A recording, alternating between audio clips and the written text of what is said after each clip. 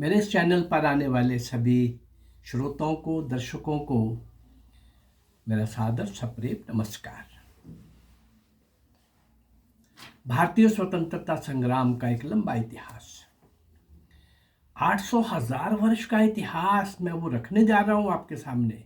लेकिन अभी जो मैंने कालखंड लिया है वो 1757 से 1947, 190 वर्ष का, यानी ईस्ट इंडिया कंपनी के आने से ब्रिटिशर्स के जाने तक महान क्रांतिकारी नेताजी सुभाष चंद्र बोस तक का काल मैं आपके सामने रख रहा हूँ।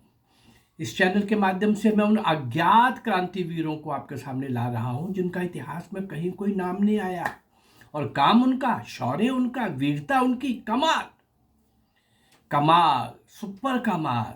एक एक को जब आपने सुना होगा तो रोंगटे खड़े हुए होंगे। आगे भी जो आ रहे हैं आपके सामने, विलक्षण शौर्य और वीरता के नया इतिहास और नए पृष्ठ लिखने वाले ऐसे महान भारत मां के सपूत क्रांतिवीर, नींव के पत्थर, मौन तपस्वी, अंतिम क्षण तक जूझते रहे, लड़ते रहे, संघर्ष करते रहे और भारत मां के स्वतंत्रता के बेड़िया काटने के लिए खुद कट जाते रहे। उनका नाम कहीं नहीं, और हमें बताया गया कि आज़ादी किसने लेके दी है वो बड़ा क्रूअल मजाक था। किस पार्टी ने लेके दी है वो उससे भी बड़ा क्रूर मजाक था। लेकिन जिन भारत मां के उन मौन तपस्वियों ने सब कुछ लुटा दिया, निशावर कर दिया, उनका नाम इतिहास में ना देखकर 2 वर्ष पहले, वैसे तो 7, 8, 10 वर्ष से ये छटपटाहट थी मेरे अंदर। मैं क्रांतिकारियों का पढ़ता था, देखता था, लेकिन मेरे पास भी इतने क्रांतिकारी मुझे मिल जाएंगे इस राह पर चलने से। जब YouTube 2 साल पहले मैंने ये चैनल के ऊपर देना शुरू किया कि भाई ऐसे मौन तपस्वियों को मैं सामने लाऊं, इनको श्रद्धांजलि दी जाए, जरा आज की जनरेशन को जागृत किया जाए, और हमसे कोई पाप जो हो गया है हमारी पहले की पीढ़ी से, हमसे किसी से भी, उस कलंक को भी धोया जाए। ये सोच करके मैं इस राह पर चल पड़ा था, और ऐसे महान क्रांतिवीरों के साथ एक लंबी श्रृंखला आपके सामने पेश करते हुए आज मैं उसी श्रृंखला के साथ जोड़ने जा रहा हूँ। एक नहीं 6 ऐसे महान क्रांतिकारी जिनको फांसी पर लटका दिया गया। फरवरी 1915 वर्मा के नगर मांडले में एक भारतीय परिवार में बैठकर कुछ क्रांतिकारी गहन चिंतन, मंथन, मंत्रणा कर रहे थे, लीन थे उसमें। चर्चा का विषय क्या था? ब्रिटिश गवर्नमेंट ने अमेरिका से आने वाले अखबार पत्र गदर पार्टी के संबंध में और गदर पत्र के संबंध में मैं बहुत बोल चुका हूं। हर जगह इनका वर्णन आया है, क्योंकि ये कमाल का एक कुछ कालखंड ऐसा था जब पूरे देश विदेश से भारतीय लोग जागरूक हो रहे थे और भारत माँ की स्वतंत्रता के लिए बेचैन हो रहे थे। अपनी वहाँ की संपन्नता छोड़कर, कमाया हुआ धन लेकर, शस्त्र खरीद कर, जहाज़ों में बैठकर भारत की ओर चल रहे थे। गदर पार्टी और गदर पत्र का जो रोल था वो मैं समय समय पर आपके सामने रखता रहा हूँ। पर अभी क्या चिंता थी कि वो जो पत्र आता है गदर नाम का, वो वर्मा पहुंचने पर और पाबंदी लगा दी है, और ये क्रांतिकारी एक घर में बैठ करके, भाई अब क्या होगा, कैसे बात बनेगी। वो प्रतियां आती थी, हमें जानकारी मिलती थी, हम लोगों के पास जाते थे, गोपनीय ढंग से उनको जागरूक करते थे। पर अब तो हम निहत्थे हो गए, हमारे पास वो पत्रिकाएं, पत्र पहुंचेगा नहीं, अखबार पहुंचेगा नहीं। तो ये सारा चला हुआ था। तो एक छलिया राम एक महान क्रांतिकारी ने एक उनके कथन के अनुसार या एक सुझाव के अनुसार उसने क्या बोला, सरकार से नियमित डाक से जो आती हैं उसके बजाय वहां से आने वाले जो साथी हैं वो अपने साथ ले आएंगे। डाक पर ही तो बैन लगा है ना, वो नहीं आएंगी, पर साथियों के माध्यम से आ जाएंगी कुछ प्रतियां। उनके आने जाने पर वो अपने आती बार वो साथ ले आएंगे। यहाँ से कुछ क्रांतिकारियों को बराबर भेजना शुरू कर देंगे। पर इस पर सरदार बंटा सिंह ने, बसावा सिंह ने, छलिया राम के सुझाव पर बसावा सिंह ने एक प्रतिक्रिया व्यक्त की। वो क्या थी कि साथियों से नियमित आने जाने के बजाय सुविधा तो डाक द्वारा ही थी, उसका पता भी नहीं चलता था। लेकिन बसावा सिंह ने कहा कि साथी जब आ जा रहे होंगे तो उनकी तलाशी ली जाएगी। तलाशी ले जाने का भय तो है ही है, और फिर उनका पकड़े जाने का भय सताने लगा। ये बसावा सिंह ने प्रतिक्रिया व्यक्त की, भाई ये भी नहीं चलेगा। गदर की एक दो प्रतियां, ये बसावा सिंह दे रहा है सुझाव,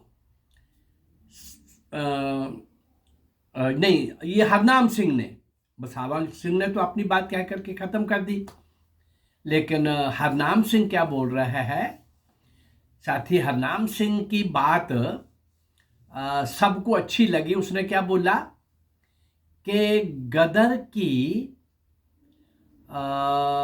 आने वाली जो भी एक आध कापी भी अगर हमारे पास पहुंचती है, वो तो हम व्यक्तिगत आने जाने से भी मंगवा सकते हैं। उस प्रति की स्थानीय प्रतियां छुपवा कर बांटी जाए, तो कुछ प्रतियां जो हमारे पास साथी लाएंगे, थोड़े से साथी, एक दो चार जाएं, और फिर आकर के यहां पर हम उसको छापें और उसको बांटें। ये हजारों प्रतियां जो हैं हम स्थानीय छुपवा कर और गोपनीय ढंग से उनका वितरण कर सकते हैं। छलिया राम के एक रिश्तेदार की दुकान थी रंगून में, वर्मा में, रंगून में जूतों की दुकान थी। उसके पहले एक सुझाव आया कि ये भी संभव नहीं है, एक और बात हो सकती है, अमेरिका से जूते जो आते हैं बर्मा में, अमेरिका में बने जूते ही बर्मा में आते हैं। अमेरिका में हमारे साथी बैठे हैं, उन जूतों के तले के नीचे प्रतियां आए जूतों में, वो रंगून पहुंच जाए, बस जितनी भी आएंगे उनको और छपवा करके हम बांट देंगे। इसलिए किसी साथी को भी आना जाना नहीं पड़ेगा, एक भी साथी के पकड़े जाने का डर नहीं रहेगा। ये छलिया राम ने कहा। उसने कहा कि मेरे एक रिश्तेदार की दुकान रंगून में है, जूतों की दुकान है, उसके माध्यम से जूतों के तले में गदर की प्रतियां, गदर यानी अखबार, वो पत्र, उसकी प्रतियां रखवा कर मंगवाने की व्यवस्था हो गई। इतने भर से संतोष नहीं हुआ भाई। दुनिया के अन्य हिस्सों में भी बसे हुए भारतीयों के साथ, क्रांतिकारियों के साथ संपर्क करके गदर की प्रतियां जहां छाप करके दूर दूर तक पहुंचाई जाने लगी। वो समय मैंने कहा ना, एक ऐसा समय था जब बहुत सारे भारतीयों के दिल रूपी समुद्र में भारत की स्वतंत्रता का भाव हिलोरे ले रहा था। तो ये रंगून में बैठे हुए लोग ये कहते, बस इतना थोड़ा, हम तो दुनिया के हर कोने में जहाँ बैठे लोग हैं उन तक पहुँचाएंगे। संपर्क करना, मिलना, उन तक ये पहुँचाना, और हो सके तो उनसे शस्त्र की बात करना, उनको कह करके कि तुम भी भारत पहुंचो, शस्त्रों के साथ पहुंचो, नहीं तो वहां पैसा दो ताकि वो शस्त्र खरीद सके। ये सारा चल रहा था। बर्मा में, रंगून में तो इसको सफलतापूर्वक आगे बढ़ाने में कोई समय नहीं लगा। बहुत सी प्रतियां छाप करके रंगून में, बर्मा में, दुनिया के और हिस्सों में भी जाने लगी, उसमें तो समय नहीं लगा। लेकिन एक कमजोरी के कारण, कौन सी कमजोरी रह गई, कैसे रह गई, ये कहना मुश्किल है। लेकिन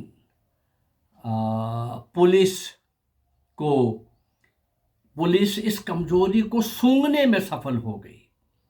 कहीं ना कहीं से कोई बात निकली होगी, एग्जैक्ट नहीं ये पता चला कि किसी ने नहीं तो गद्दारों का तो दंड एक ही होता था, ऐसा इसमें नहीं पता चला। पर गतिविधियां बढ़ गई थी तो पुलिस को कहीं ना कहीं से, इंटेलिजेंस को, पुलिस को स्मेल आ गई होगी तो वो सूंघने में सफल हो गई। हाँ, और गिरफ्तारियों का तांता लगने लग पड़ा। 17 क्रांतिकारी पकड़े गए, 17। मांडले में 6 मार्च 1916 को अदालती कार्रवाई शुरू हो गई इन 17 के ऊपर। एक विशेष ट्रिब्यूनल की भी व्यवस्था की गई, एक गठन किया गया, नियुक्ति की गई। और आरोपियों पर क्या आरोप थे? सम्राट के विरुद्ध युद्ध करने का, सेना में बगावत फैलाने का और शत्रु को हर प्रकार की सहायता देने का आरोप इन पर लगाया गया। 31 जुलाई 1916 में अगस्त 19 से 22 तक, 31 जुलाई 1916 को तो सजा सुनाई गई, लेकिन 19 से 22 अगस्त के बीच में 6 क्रांतिवीरों को फांसी का दंड सुनाया ही नहीं गया। 31 जुलाई 1916 को तो दंड सुना दिया गया, लेकिन 19 से 22 अगस्त के बीच में 6 क्रांतिवीरों को फांसी का दंड दे दिया गया। फांसी के तख्ते पर उनको चढ़ा दिया गया। और ये वे कौन से 6 वीर थे जिनको फांसी हुई? बाकियों को, किसी को काला पानी की सजा, किसी को आजीवन सजा, जो 17 पकड़े गए थे। लेकिन 6 जिन वीरों को फांसी हुई वो थे छलियाराम, हरनाम सिंह, नारायण सिंह, बसावा सिंह, निरंजन सिंह और पल्ला सिंह। ये 6 नाम, छलियाराम, हरनाम सिंह, बसावा सिंह, निरंजन सिंह और पल्ला सिंह। इन 6 क्रांतिवीरों को भारत से दूर रंगून में, मांडले में और वर्मा में, सोचिए जरा किस भाव के साथ ये लोग काम कर रहे होंगे। परिवार इनके भी थे, बच्चे इनके भी होंगे, कुछ अनमैरिड थे तो शादी उनकी भी होनी थी। माँ बाप की इनके अपने बच्चों के प्रति भी बहुत सारी तमन्नाएं, इच्छाएं, संभावनाएं, ऐसे कई तरह के स्वप्न वो भी पाल के बैठे होते हैं। भरी जवानी में, अरे 90 साल का बूढ़ा भी नहीं जाना चाहता। अगर उसको मजाक में भी कह दो, हाँ बापू, दादा, चले फिर, बहुत जी लिया। आप बोलते रहते हो, रोज बोलते रहते हो कि अब मुझे उठा ले प्रभु, मैंने बहुत जी लिया। तो आज यमराज आने वाला है, मेरी बात हो गई है उससे, उसने मुझे बता दिया है। ऐसे ही मजाक में दादा को कई बार आप कहोगे तो वो छड़ी लेके आपके पीछे भागेगा।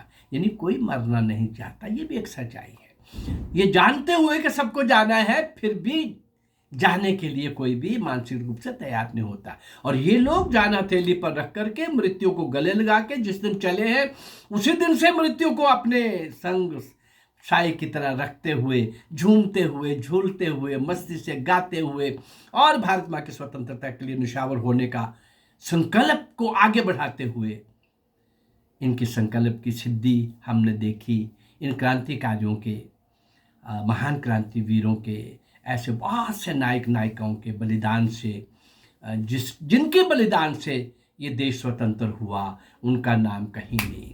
और नाम किसका? गांधी और नेहरू का। अरे जिन्होंने एक लाठी नहीं खाई। कांग्रेस का, जिसको बनाने वाला एक अंग्रेज। और शुरू के वो लोग देखिए कांग्रेस में कौन कौन आए थे, कैसे लोग थे वो। और आखिर तक देश की आजादी में उनका किसी प्रकार का योगदान नहीं। वो तो अंग्रेजों की सुरक्षा कवच का काम कर रहे थे भाई, वो सुरक्षा कवच का काम कर रहे थे। चलिए, उन्होंने तब भी पाप किए और आजादी के बाद भी पाप किए। और एक सबसे बड़ा पाप, ब्रिटिश गवर्नमेंट के साथ नेहरू का ये समझौता करना कि जिंदा या मुर्दा वो मिलेगा तो हम आपको सौंप देंगे। ये पाप अक्षम्य है, इस पाप की क्षमा नहीं हो सकती।